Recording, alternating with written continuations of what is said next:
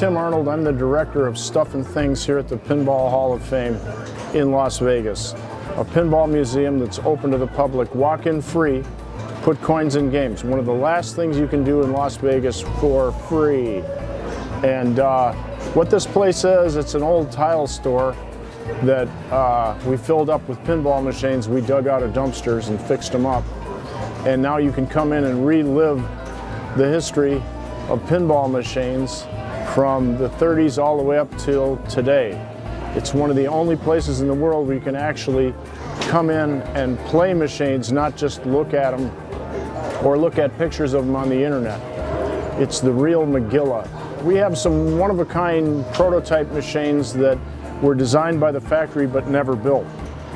These are like the holy grail of pinball collectors because there's only 1, 2, or 3, sometimes as many as 10 of them were made, and it's impossible to play them anywhere because the people that have them tend to hoard them and lock them up and never let anybody play them. We're extremely stupid people. We let the public come in and play our stuff.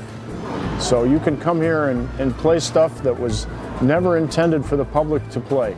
Back in the day, before this stuff had any value, I used to be able to drive around in a truck buying pinball machines by the buttload, and you could go to a small town somewhere in the middle of nowhere and there'd be a guy that had been putting pinball machines in bars out in the middle of nowhere since the beginning of time, and he had a whole bunch of them in a barn or in his basement or somewhere, and I'd come up to him and we'd make a deal, and for $50 to $100 I would haul away all his garbage because he didn't want it anymore. These machines never used to have a value. God, I can remember missing a whole bunch of big stashes of pinball machines because they went to the dump before I could get there.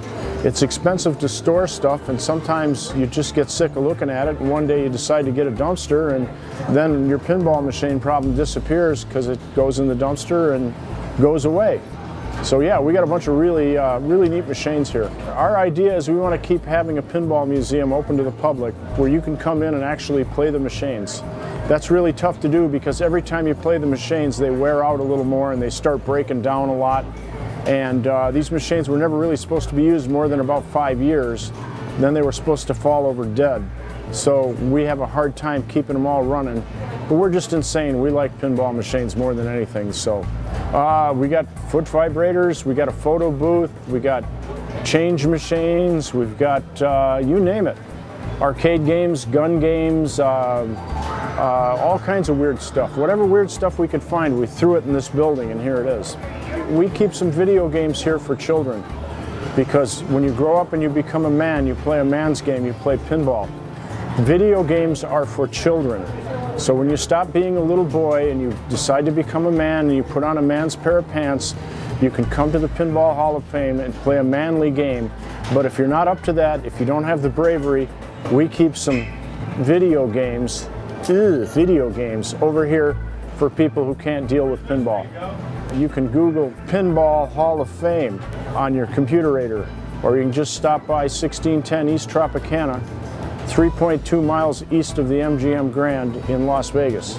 So come to the Pinball Hall of Fame in Las Vegas.